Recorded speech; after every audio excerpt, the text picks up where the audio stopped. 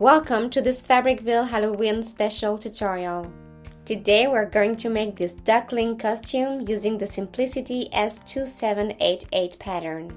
It's a project that takes several steps, but the pattern is a great base. With it you can also create many other animals. Here's the list of the supplies you need. White faux fur, yellow stretch velvet, non-slip fabric for the slippers, different interfacings, quilted and stiff, white jersey for the sleeve cuffs, the Simplicity S2788 pattern, elastic, velcro tape, and an embroidery needle and thread. I start with the back and front pieces of the jumpsuit. I finish the edges of the shoulders and the center back and front. Then I sew stay stitches at the neckline.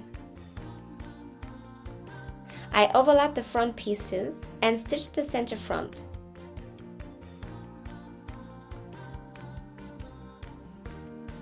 I do the same for the center back, stopping at the mark at the lower back.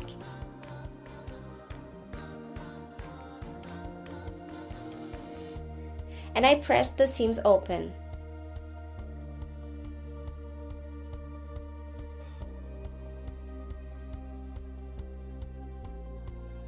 I place the front and back together and stitch the shoulders.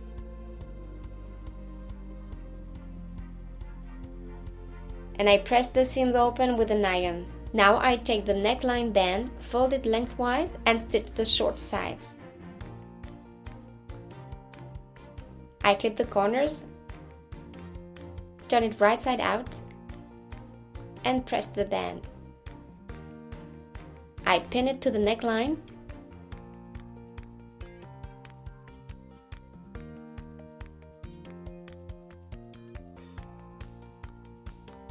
And I stitch it, then finish the seam. I pin the sleeve to the armhole,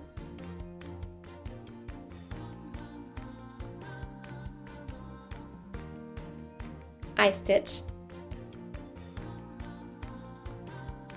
then I fold the jumpsuit right sides together and pin the sleeves and the sides.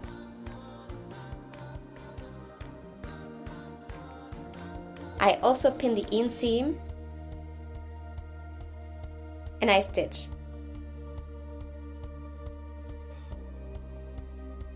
I place velcro strips on each side of the center back. I pin them and stitch.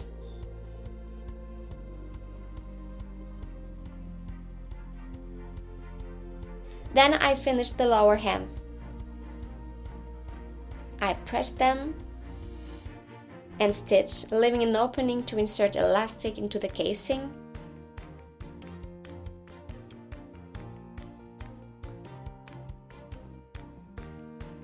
Then close the opening. To finish the jumpsuit, I fold the sleeve bands in two.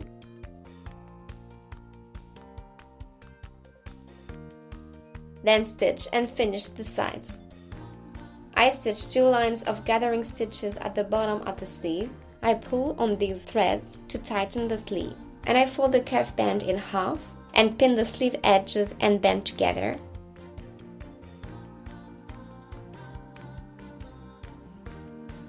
And then sew with a serger. Now we're going to assemble the body of the costume. I pre-finished all the edges because these fabrics fray easily. I pin and assemble the three front pieces and do the same for the back. I press the seams open, then place front and back together and stitch the sides.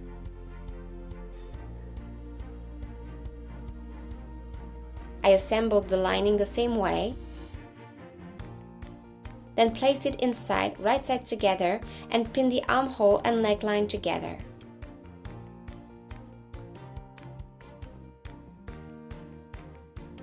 I stitch, then clip the seam allowances and turn it right side out. Now I sew velcro pieces to the shoulders.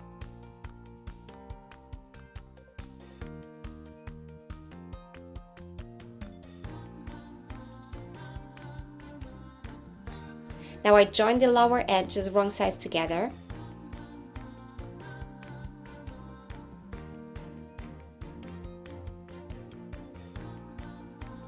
and I sew a hem, leaving an opening.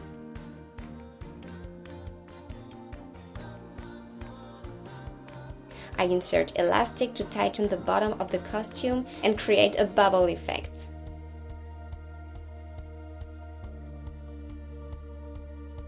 I move on to the hat.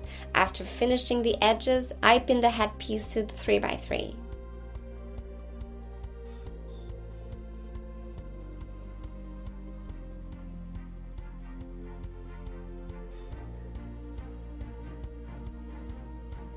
I trim the corners, then join the two parts.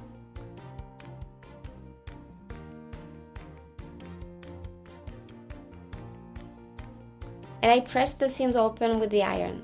I do the same with the lining pieces, leaving an opening between the two pieces for turning. I place the lining right sides together and stitch the edges. I interface the face piece.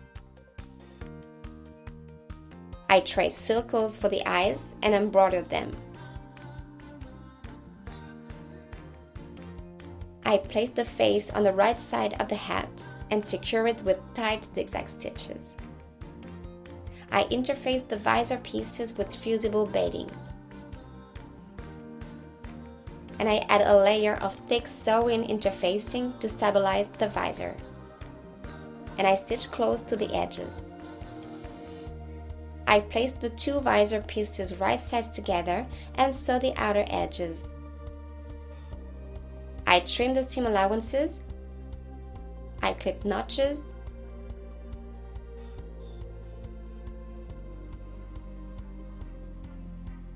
Then turn it right side out and press. I place the visor against the part with the eyes, right sides together, and I stitch.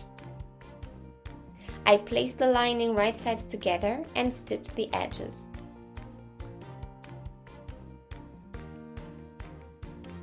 Then I turn through the opening left in the lining before closing it.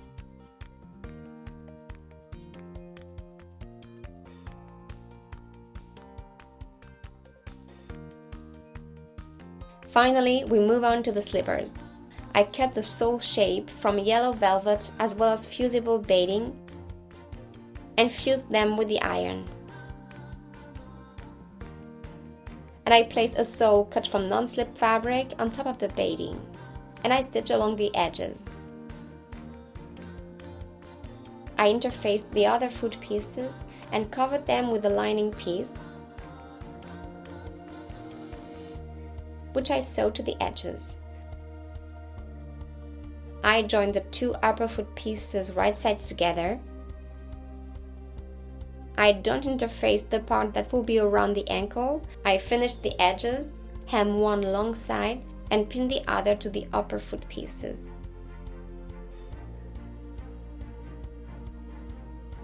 I stitch, then press the seam open, and I top stitch on one seam allowance to create a casing. I cut a piece of elastic the width of the ankle and thread it through the casing. I pin the elastic on each side and stitch by machine. I finish the side edges, then stitch them together. I place the upper foot on the sole, right sides together, and stitch around the edges. Then I finish the edges and turn it right side out.